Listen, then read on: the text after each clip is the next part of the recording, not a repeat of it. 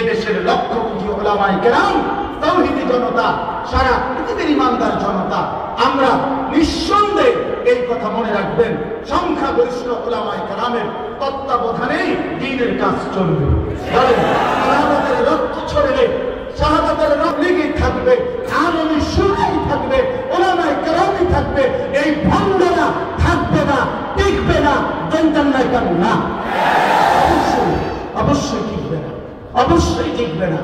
আখিরাতের শাস্তির জন্য রেডি হও, দুনিয়ার জিল্লতি আর অপমানের জন্য রেডি হও। 54 বছরের জালেম সিরিয়ার স্বৈর শাসক বাদদূত মিলে জুলুম করছে, 54 বছর পরেও 8ই ডিসেম্বর ভাগতে হয়েছে। 16 বছরের জালেম 5ই আগস্ট ভাইয়া গেছে, অতএব 2 উইকেট পড়ে গেছে, বাকি উইকেটগুলো পড়ে যাবে ইনশাআল্লাহ। 2024 সালে 2 উইকেট পড়ছে, বাকি উইকেটও পড়ে যাবে ইনশাআল্লাহ। 2024 সাল উইকেট পড়ার বছর।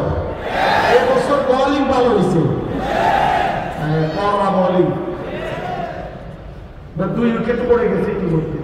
প্রথম উইকেট পড়ছে 5ই আগস্ট, দ্বিতীয় উইকেট পড়ছে সিরিয়ার বাশার আল আসাদের উইকেট 8ই ডিসেম্বর। আগামী উইকেট নেতানিয়াহু, ইসরায়েলের প্রধানমন্ত্রী, তার উইকেটও পড়ে যাবে ইনশাআল্লাহ।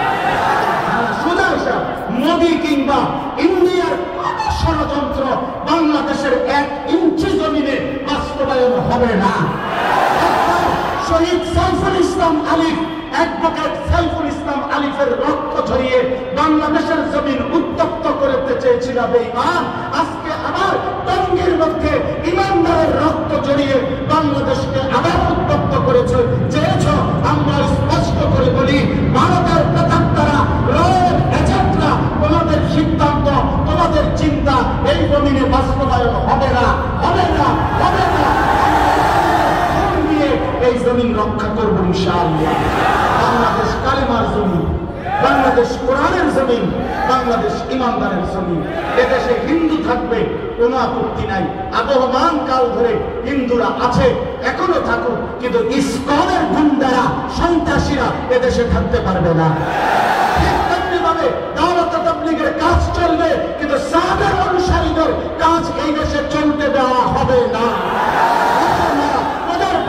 বাবার কাছে তোরা চলে যা, ভারত বেটা, ওদের বাবার কাছে উনি যেখানে ওখানে যা বেটা।